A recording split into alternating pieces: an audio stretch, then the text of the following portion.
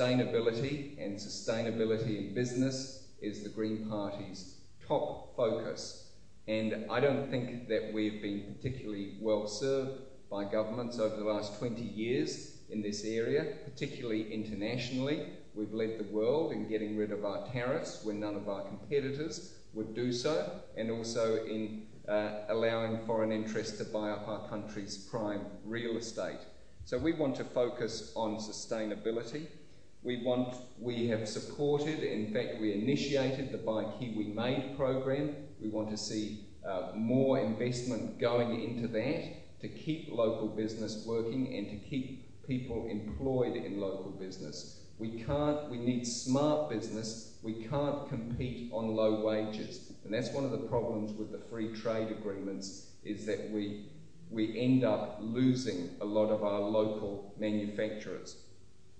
And we also would support the development of an 0800 and online champion service for small businesses who are having problems dealing with the bureaucracy of government departments.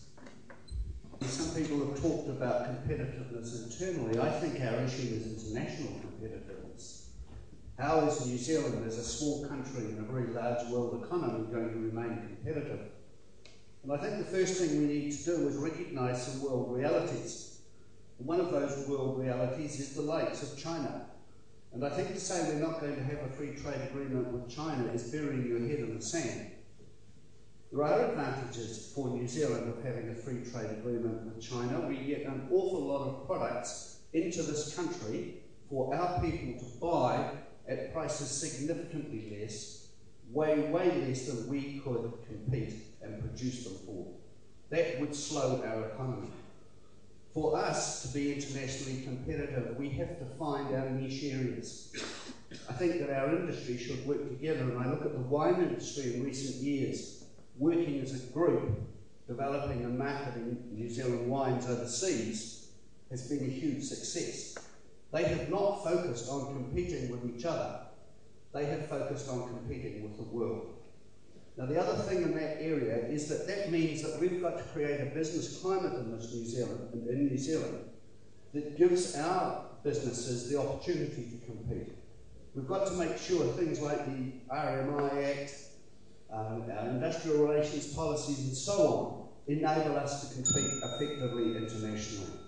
We've got to be an economy that is smarter, that focuses on research and development and provides high quality niche product. Based on competitiveness, on individual freedom and personal responsibility, and nothing's changed since then. But we need to provide a platform to become competitive. The Resource Management Act is hugely inhibitive on business today, and we've given a commitment that we will make some changes to that within the first 100 days and further changes down the track. In the area of industrial relations, we've made some announcements in that area that will make us more competitive, both within New Zealand and internationally. But look, the National Party is built around competitiveness, and we want to see that grow and develop for a better economy. Thank you. Competitiveness. The ACT Party stand for freedom of choice and personal responsibility. So we are all for competitiveness. Choice. If the public can have choice as to where they go for their services, all the better for the public. We believe in choice and competition in the private sector and the public sector, especially in this day and age with the rampant bureaucracy that's just staggering the hospitals and our health budget.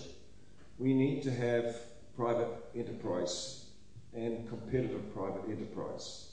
The same with the education. We need to have good private enterprise involved with education.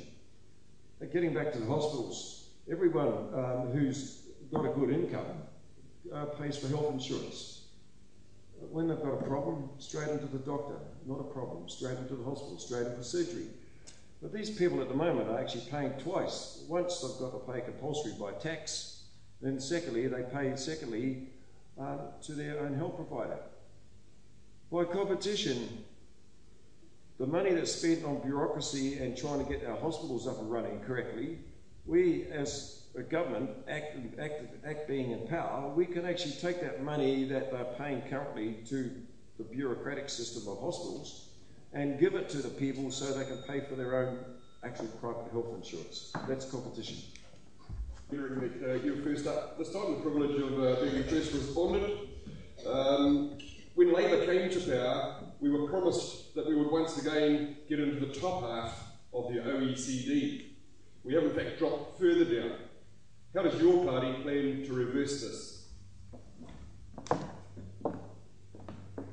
As mentioned before, the number one driver of economic growth is research and development. We had the $700 million investment towards the research and development fast forward scheme. That is the best way to bring us forward. We've had to clean up the mess from the 90s to start with, and really we have done a great job in that. There's been 1,000 jobs a week up until the last few months created in this country. And some of you may be thinking, well, they're all government jobs. They're not. There's a lot, the government spending per ratio to GDP is lower than it was when we came in, when Helen Clark, Jim Anderton first came in 1999. We've fixed up the damage that was done in the 90s. Now it's time to move into the next phase, which is building that research and development, the innovative, those innovative things that really add value to business. Yeah, the matter of environmental sustainability as a real opportunity for this country. We have that clean green image, but on the flip side we also have the tyranny of distance, and we have the food miles question for a lot of our exports, especially in Europe. So we've got to be cleaner and greener than everybody else and see that as a real advantage for us over the States, over Europe, over Asia, to try and get those products into those markets. So yes, it's about research and development. That's where it's all going to come from. It's about building our skills, as I've mentioned earlier on, right back at the earliest possible point, right back to early childhood education as far as I'm concerned. And it's about developing what it is that New Zealand is best at, and really gunning for that, and being the best in the world at that. And I think sustainability and providing products which we can show as being developed in a environmentally sustainable way is a real opportunity for us, and we should grasp it and really run with it. How do we measure our success as a society? Do we measure that by getting back into the OECD? What if it's at the cost of our natural environment? I think it is important, and yep, that's great, but there's also other measures of success. And we could think about, what if we were to have something like a quality of life index in New Zealand? How would we go on that? A lot of people are more concerned about crime. We've got a burgeoning prison population. We've got a huge number of people who can't get into a house. They can't buy their first home, and there's no state housing available. We have enormous disparities in wealth in this country. We have large disparities in health. The Green Party has policies to address all of those things, as well as economic policies. So great, let's look at that, but let's also consider other measures of success as a society and as a country. Our population is too small. We want the very best in health, welfare, education. We're a country not much bigger than Melbourne, and they don't run an army, they don't run an air force, and they don't run a navy. And part of our difficulty is that it is very difficult to provide the things that we all want when you've got a very small base creating the wealth. I believe that our tax policy, for example, would in fact increase the take-home pay for many people in New Zealand. A number of our kids who are overseas are only really going to be interested in what's in their hand at the end of the week, and if the tax rates become lower here and they get more of them will come home. We as a party are looking at a system of bonding for university students coming out and saying, if you work in New Zealand, if you're a doctor, And if you work in the Wairarapa where there's a shortage of doctors, if you do that for a couple of years, we'll wipe off half of your student loans. Those people will add to the